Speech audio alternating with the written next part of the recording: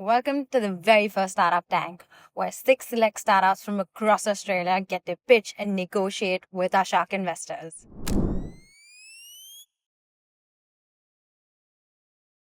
Put your hands together for Stephen Byrne, who is the founder of BlinkIn. Hello everybody, my name's Steve and I'm the founder of BlinkIn. My technical lead, Jay, sends his regards, but he couldn't be here tonight. So firstly, I'd like to ask everybody a question. Has anybody here ever had to hire a tradesperson? Yes. Cool, and what was that process like? Was it easy? No. Okay, well you'll love this pitch then. But it'd be nice if it was easy. It's easy as booking, say, a hotel or a car ride. But it's not, and I think I know why, because I myself am a tradesperson, but most importantly, I'm a small business owner. And so 50% of my time is spent trying to find jobs and staff on short notice. And you may think there's other apps out there that address this issue, such as Airtasker or HighPages, but they don't actually let you book someone directly from their profile. You first have to submit a job request, sort through a minimum of 3 quotes, and if you're lucky, they might get back to you. Now, this might be okay for large, big ticket jobs where you have time, but for the smaller ones or when you're in a pinch and you need somebody, it just doesn't work. And so that's where BlinkIn comes in. BlinkIn is an on-demand booking platform for sole traders where users can instantly book jobs, find staff, and facilitate payment. With a click of a button, users can choose from available service providers in their local area and get jobs done quick and easy. For the service provider, you can get work without needing to quote. You can get paid instantly after completing a booking, so you don't need to chase up invoices for weeks on end. And you have access to premium features like scheduling and invoicing tools. For our business model, we make money in 3 ways: through service fees, subscription for premium features, and paid advertising. Looking at the market size, the home services industry in Australia is worth around $51 billion. Globally, that number balloons to about $460 billion. So as you can see, there's a massive opportunity here. We will be looking to launch BlinkIn internationally, and we're confident we can become the leading service platform globally and become a unicorn. But if that quite doesn't happen, then we're pretty confident we can dominate our niche in Australia and New Zealand and turn over at least 20 mil a year in annual revenue. In terms of where we are right now, we have a fully functional MVP in the market. We have around 600 service providers signed up. We've facilitated around $10,000 in job value, and we're actively recruiting a 3rd co-founder. So this is where we need you guys. We are looking to raise $500,000 on a safe, to accelerate our growth over the next 12 months. This will be used to develop new features, grow our team, build liquidity, and expand in additional local markets. We see multiple long-term exit pathways, including strategic acquisition or public markets. Thank you very much for listening to my presentation, guys, and I look forward to your questions. Cheers. We'll start again with Ravi. Thank you very much for the pitch, mate. So you're saying it's for me to book a sole trader, or it's a job platform for a business to get people that can do work for them? Both. So I can be a Sparky and I could be booking other Sparkies on the platform to do jobs for me? Yeah, you got it, and I'm going to skip to probably what the next couple of questions are going to be. I think that's one of the main things that other platforms miss, is that they burden the platform fees on the service provider by charging high subscriptions or high fees. The reality is, for the most time, the service provider is also going to be the customer, and that's where I think BlinkIn differentiates itself as an equal platform where the customer is also the supplier and vice versa. So I'm a Sparky and I hire a Sparky through the platform, and that guy comes and does the job and steals my tools. What will you do? I don't know.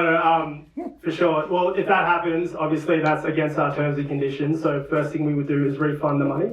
Secondly, we would assist you if you needed to call the police or anything, but that's likely not going to happen.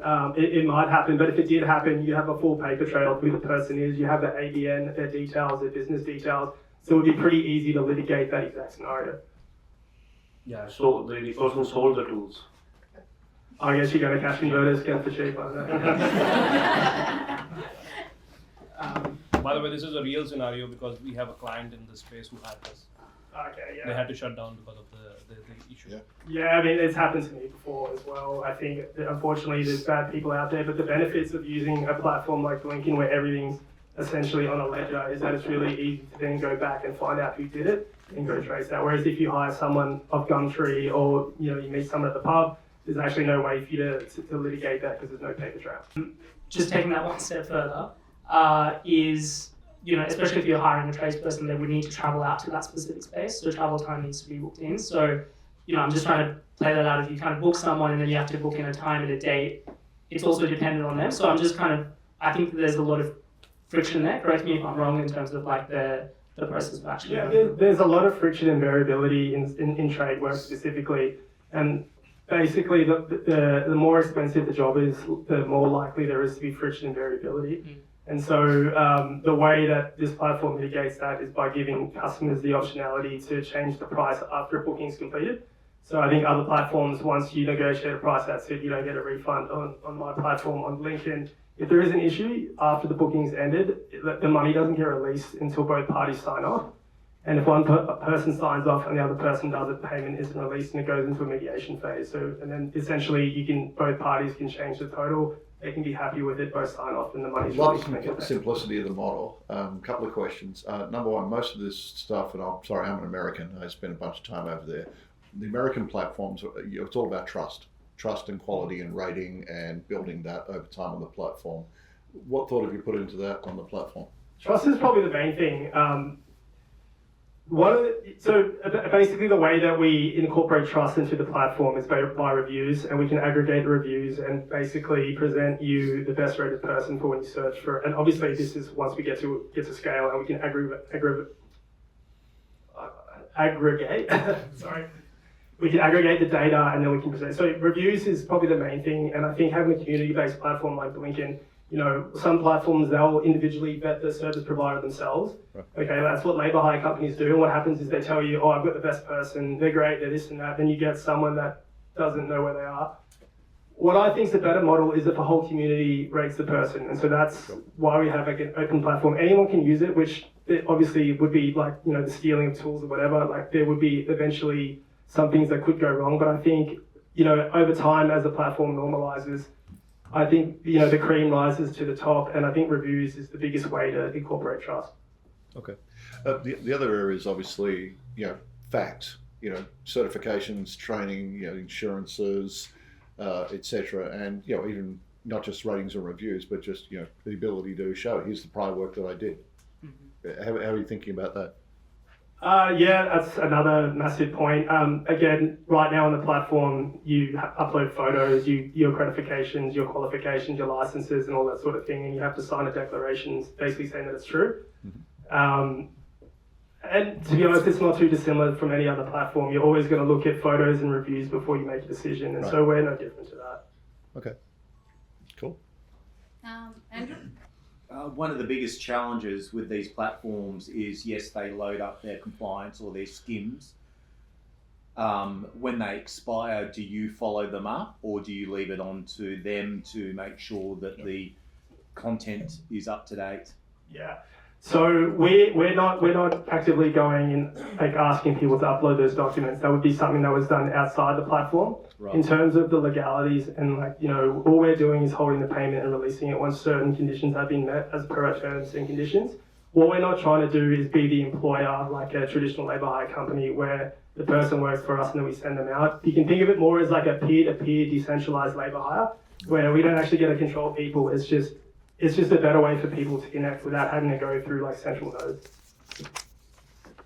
The numbers, the actuals right now, do you have revenue? What's going on? So we have limited revenue, probably under $1,000, and then we've maybe collected $10,000 worth of jobs that have been transacted on the platform. Where we're at right now, and we have been, is we're trying to onboard service providers, which is a little bit difficult. And after we do that, we'll go after the customers, and the customers are where we get the revenue because they're the ones that post the jobs and book the tradies. So we're definitely in the loading phase right now. So revenue has been limited, and that is something that we're working on. And what's the pipeline looking like? The pipeline looking like, we're just in the grind phase right now, just to be honest with you, boots on the ground, going to events, hitting people up on social media, trying to get people on. So I think Without securing funding, I would say within 6 months we would start to notice revenue. But with a marketplace like this, you're really counting on network effects. That's really difficult to achieve. We'll head to the outcomes. We'll start with you, Andrew. Probably it's a no from us because it is a saturated marketplace. Service Seeker does exactly what you do, whether it's they do peer-to-peer. The thing that they don't do, which obviously you're trying to get as your competitive advantage, is hold the money in escrow. So you pack through their platform, but you pay. Yeah. There's no escrow. So that's the only differentiation I can see in the marketplace. I'm also out, but I think I think you've got a really good idea. I genuinely just don't think it's fully formed yet, and I think you're going to learn a lot more. And sort of going out for 500,000 now is probably not helping you. I'd try and get a small amount of money and a few other folks around there. I'm happy to donate a bunch of time. I've actually built billion-dollar marketplaces in the US. So I know marketplaces cold. Happy to donate and jump around that. So put me in for that. Dan. So I really like you as a founder. I think, to Andrew's point, I think it's just a bit early, a bit of unsolicited feedback for what it's worth. I always sort of look at companies in terms of like what's their edge, even in really saturated markets, and I almost think that you've got an opportunity to be the anti-Airtasker. So instead of trying to be everything to everyone and have a huge amount of tradies, why not just become the platform where we'll verify all of the tradies on there. Whichever trade you book, you can have an incredible experience. And that becomes your point of difference, and that's what's going to lead to the network effects for you. I don't think it's going to be difficult for you to find tradies. I think it's more difficult to build that trust. Yep. And so that's where I'd start. So out, meeting, no meeting. I'd love to just get to know you, and like I said, I think it's early, but I think if you're open to conversations around that sort of stuff, I'd love to help share some of those things. Yeah. At this moment, I'm also out, but I'll give you a very honest story. We have a person who started this. They basically were the platform connecting Sparkies with other people that are certified, because we built the platform. We actually did an integration with Energy Safe Victoria. We can actually do license validation. Everything was working. The person comes in, the person that I've hired on a short-term contract steals my tools, goes out, and because of Australian Data Privacy Act, which you can have all the paper trail you want, but if that Sparky asked us as a platform owner, give me the details of the person I hired, I cannot release all the paperwork, where they live, what they do, until I have a police warrant. It took them 2 days to get that police thing, and then they came back to us. During this time, they sold all the things. That Sparky sued the platform, basically saying, I lost money, pay me 50K for lost money, all these things, and this is my requirement. And they were like, we've not even made 50K from this. Why would we pay 50K from the big business account? They basically shut down the business. So this is a real story that has happened in this space. And it's a the compliance thing would be amazing, but as a booking platform, that's where Airtasker basically takes all the risk. Their terms and conditions say, we'll get you 3 quotes, it's your relationship between that person and that person. If they steal anything from your place, it's your relationship. Yeah. But I am hiring a person that will work for me on a customer side, which is where the complication begins. Yeah. Round of applause for Nikol. Hi guys, I'm Nikol. I'm pitching Ripple. We aim to be the operating system for your social life. I don't know if you've noticed, but lately we have lost a lot of face-to-face time with each other. That's thanks to things like societal changes, algorithms, and doom scrolling. I wanted to do something about that, so I started a community where people could meet face-to-face. In just 2 years, thousands of people resonated with the idea and joined the community completely organically. Only issue was, people were meeting, but no one was really staying in touch. I realized we don't need any more friend-making services, we just need ways to keep seeing the people that we already know. And that is what Ripple is. It's a feed of plans from your friends, their friends, and your wider community. You can create a plan in seconds, curate your audience, and easily invite people through our mobile or web app. After events, you can connect with people, and we surface all the things they're going to so you can join them. Existing solutions only solve half the problem. Event platforms don't have a people layer, friend-making apps focus on strangers, and social media is passive. Ripple is the only platform where you can build and maintain your social life. In just a few months since launching, we have 5,000 users with 60% sticking every month. We have an additional 6,000 people on our waitlist, and we see 150 user-generated events every month.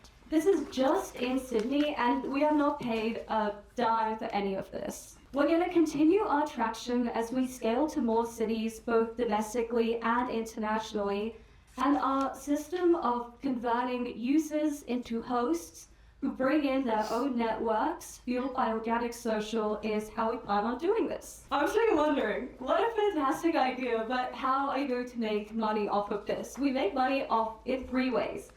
Firstly is through ticketing.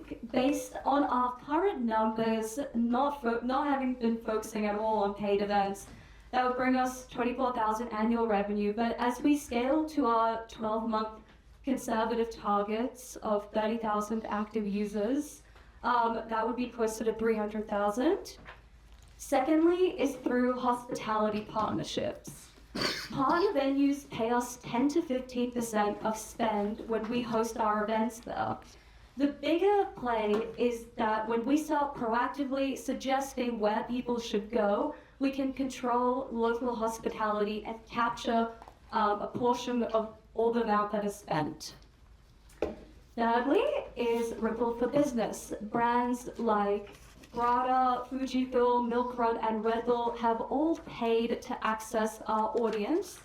And as we become the platform for all micro-community leaders, we can, with their demographics and their members, we can also become the marketplace. So the team is my co-founder Isaac and I. Isaac is our CTO, he's ex-Atlassian. He built the entire product in 4 months. And he's also deeply committed to the problem as well. He was hosting tech meetups out of his apartment prior to Ripple. Events are only our entry point. We want to be the social operating system for you. We want to be the invisible layer that knows who you should meet, when, and where. We're raising $800,000, and this will get us to our 12-month goal of 30,000 monthly active users, 300,000 in annual revenue, launched Melbourne, and also ship some of the social OS features that have been in our roadmap. Ripple is not another B2B SaaS product that AI is going to make redundant one random weekend. We are facilitating real-world connections and real-world actions at a time when we have never needed it more. If anyone wants to get involved, feel free to scan any of the QR codes, although we are only available in Sydney at the moment. Thank you so much.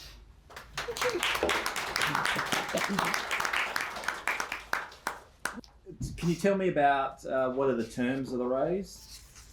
So we're not married to any agreement. We're just looking for the right partner, and we're flexible in those terms. But we're looking for around a $5 million valuation. Right. Yeah. Are you ESIC compliant? I am not sure what that is. Okay. Early stage innovation company. Yeah. So Early stage innovation company. Oh, I would say I'm not 100% sure, but we haven't registered for anything, so I'm guessing no. okay. So that all pitches should state whether they're ESIC or not. Mm-hmm. ESIC is a benefit to investors. Mm-hmm. So it's not necessarily a benefit to you, it's a benefit to us. Mm-hmm. So if we invest in your company on new shares, so it's got to be equity, can't be safe notes, can't be convertible notes, it's got to be on equity. So it's all new shares within the financial year that the company's put in. Mm-hmm. That's just a cherry on top to make you more attractive to investors. Yeah. It was brought in under the Turnbull government. All startups should be investigating it. Mm-hmm. And it should be in your pitch deck that we're ESIC compliant. Right. So yeah, no, understand that. We've seen a plethora of these kind of companies. We've actually got one presenting tonight that's fairly similar to what you're doing. So the 300K annual recurring revenue, is that just for Sydney alone? Because you said you're only Sydney focused at the moment. To get to 300,000, that would be a combination of Sydney and Melbourne. Right. So And we're starting our Melbourne expansion in like Q1. We're talking to some venues already here, starting to get our flagship events set up and opening up a wait list. I think first of all, I think you got a really cool idea. I love the traction, love the energy, absolutely love what you're doing. Would like to wrap a bunch of people who know how to do this and have done this around. Little concerned about your ticketing, because you need to add a lot more value than just social interaction around ticketing. Ticketing is a very complex area, and it's already incredibly well served. If you said, for example, I'm just going to, wrap something around Eventbrite by the API and they get the ticketing fee and I can add value somewhere else, okay, I get it. The other thing is think through, you are building communities and building access. So talking about getting to venues, you can go to 3 restaurants at a time and you can get them to sign up. You can't scale. I just built an agency in the US where I scaled and supported 2,000 local restaurants, and on the event space, it took forever. There are platforms like Triple Seat I'd get you to look at, who are in the big event management platform worldwide, and they have exactly no social capability. So go think about partnering with them. Our go-to-market strategy involves like seeding a city with flagship events, but that is like the intention is that user-generated events take over. Maybe we'll keep doing the events there. They'll be run entirely by the venues. We will not have any hands in them, but the intention is user-generated events will take over. And we're not a ticketing platform. We're a social app that monetizes through the ticketing stuff. So the value that we see ourselves adding is on all the social stuff. We'll just make this very quick. So love the pitch, love the thesis, very in line with one of my businesses, the Crown Club, which we were speaking about earlier. I think there's a big kind of element of the human connection piece that's really important. I think the challenge is on the monetization side. And I almost, to Andrew's point, sometimes it's better to remove something that is a barrier that you don't actually get a lot of benefit from. So if you remove the ticketing piece and focus on the bigger ticket items where you can generate more revenue, it's almost like a bit more of a sell of kind of come in for free. We do something that no other platform provides, and that kind of provides that sort of community layer on top. Definitely keen to have a chat. I think I'd love to find a way to collaborate with some of the Como Club with Ripple as well. So yeah, lots of potential that we'd love to just talk a bit more in depth about some of these things. Definitely. Yeah, I don't think we're doing the in and out yet. Sorry, I just want to break. So you're saying that 21K ARR is all through ticketing at this moment? We haven't launched ticketing yet. That's launching. So you have the existing revenue. What is that revenue for? Oh, so. Or you don't have any revenue? We have right now our revenue does fluctuate quite a bit depending on if we can get brand deals. Those make a big difference. It's between like 3,000 to 8,000 monthly that we make. This number is the 21,000 annual revenue. That's the ticketing based on the events that we have now. So we do have paid events on the platform, but they use external providers. Like they'll put their PayPal link or they'll put some other payment link. So that is what that number is based on. Okay. Most of our revenue now comes from brand partnerships and venue partnerships, and that is where we see us making gross profit. Which makes sense. Yeah. And the social media ban, would it apply to you guys? Yeah, definitely. Our target market right now is 18 to early 30s, but there is no reason why we can't see everyone of any age using this app to connect with people. We want to be the default app that people use to connect with others, including under 16s. So yeah, we definitely see that as a huge thing. I also think it speaks to the sentiment of people just wanting to step away from traditional social apps. They're not happy with them. For the outcome, would you like to have another meeting? Are you No, out? not for us. No. No? Okay. Thank Andrew. you. But no, thank you. Follow-up meeting. Follow-up meeting? Great. Yep. Yeah, definitely. Meeting. Follow-up meeting? Ravi? Okay, I definitely want to have a follow-up meeting. There is a lot of potential, and I think you are a very smart young girl that would. I think there is women-led startups are something that definitely are falling behind, and I would definitely like to have a catch-up and see where we can take this because social is huge. Woohoo! Great. No, you can Good keep idea. going. Yeah. Thank you guys so much. Thank you. Wow.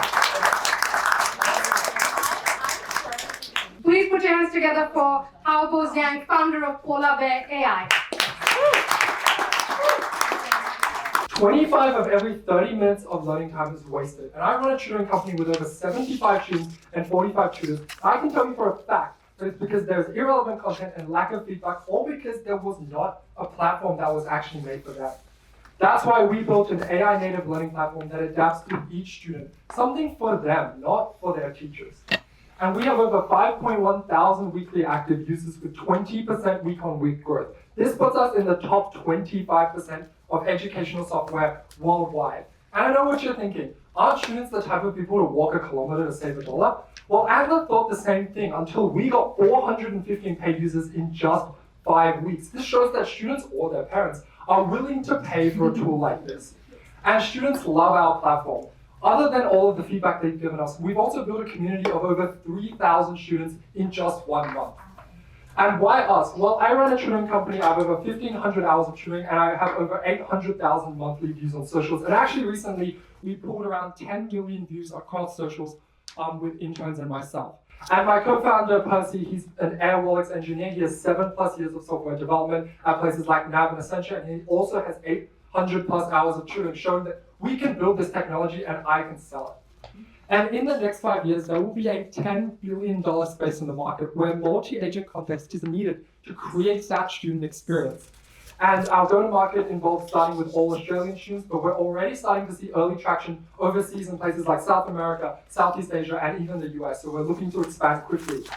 That's why we're looking for $700,000 for 10%, and we will get to 500,000 students internationally in 12 months. Because our platform is a variety of learning tools, but our main two learning tools involves basically a study buddy that sits in the classroom with them. It runs like a transcription tool, but instead of like transcribing all the text, it shows it in small dot points that the student can read, and then also asks the student questions so they actively engage with the content. And that actually increases the accuracy of the transcription too.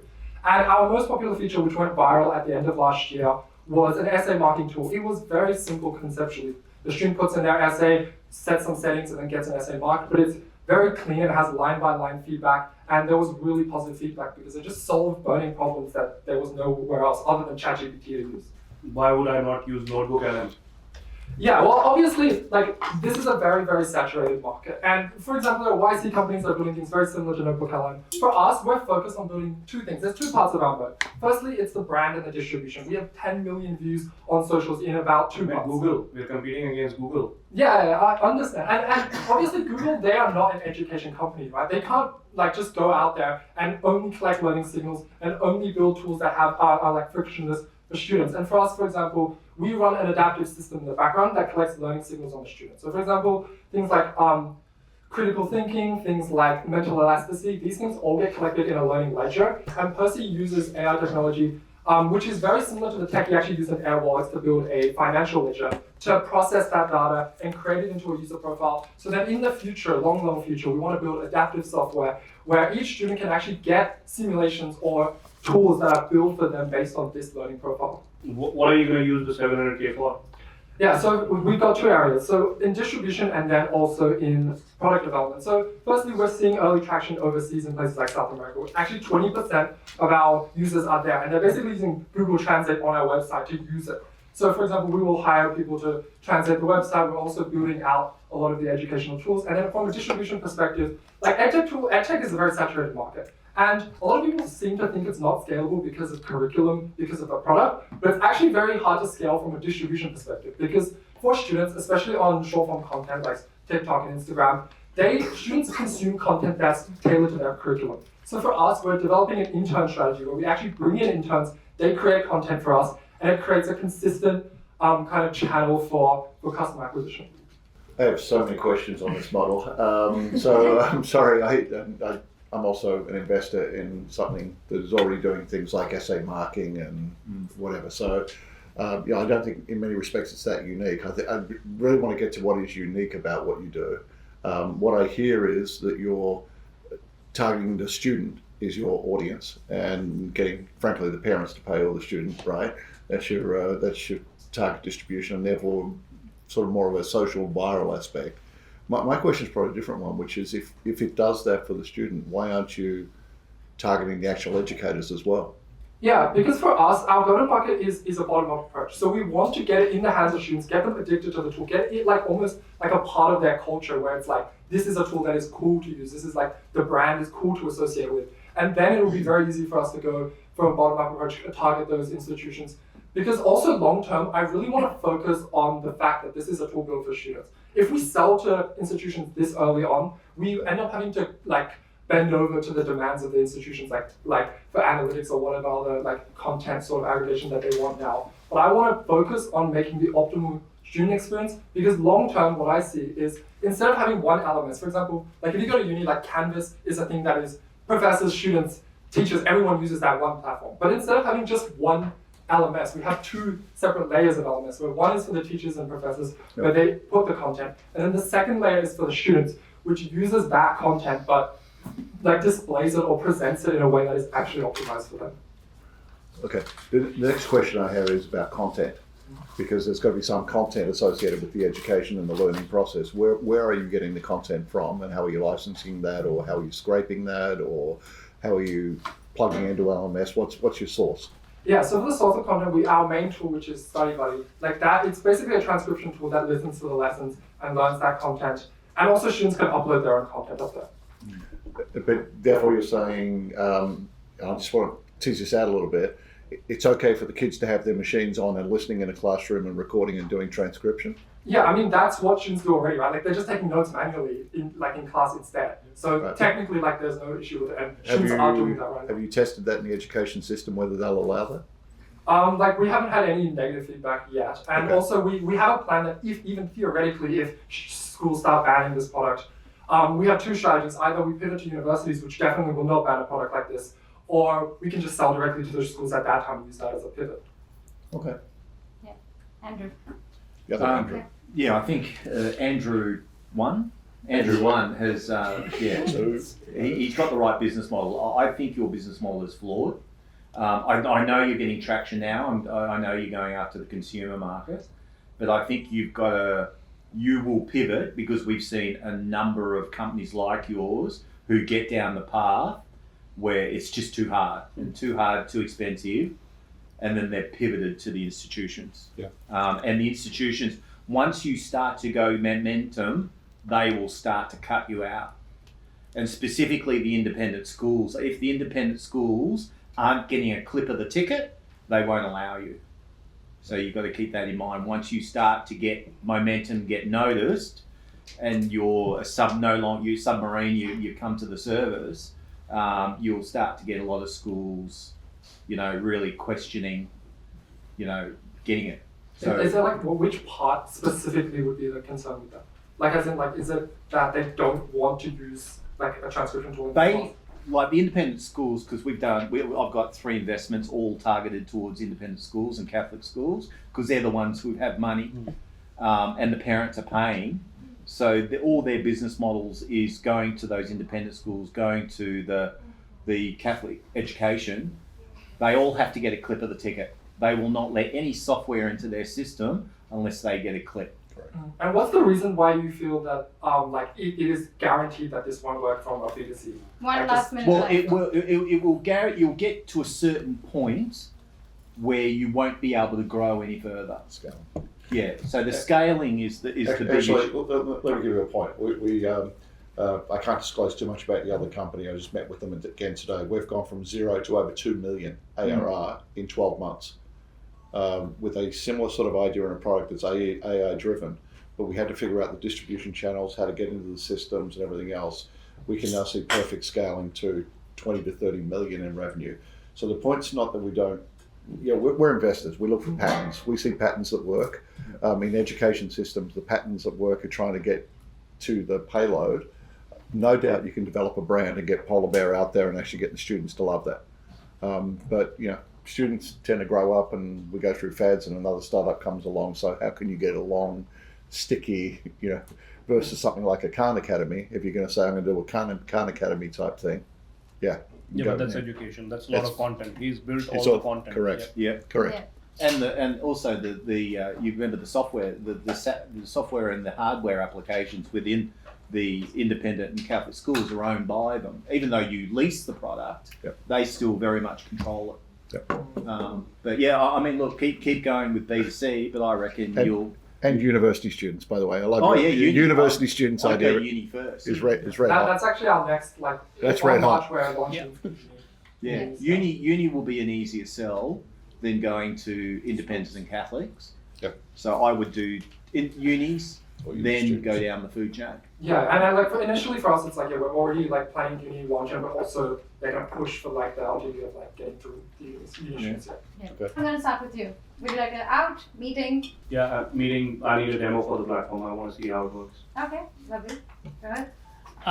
Yeah, meeting as well. I think just kind of hitting on some of the points. I think much easier to switch the model than to switch something that people actually love and use. Yeah. So I think the fact that you're starting off with that point is in your advantage, and you can always switch the kind of go-to-market model around that. But I think that's something that would love to meet. Meeting and follow up. Okay, perfect. Yeah, meeting, follow up, as long as it's going to be kind of a different business model than B2C. We can definitely discuss that. But I'll show you the full long-term. We'd be interested in the university stuff. Yeah, that's definitely already part of our. Yep. Oh wow, a full shock kind of a meeting.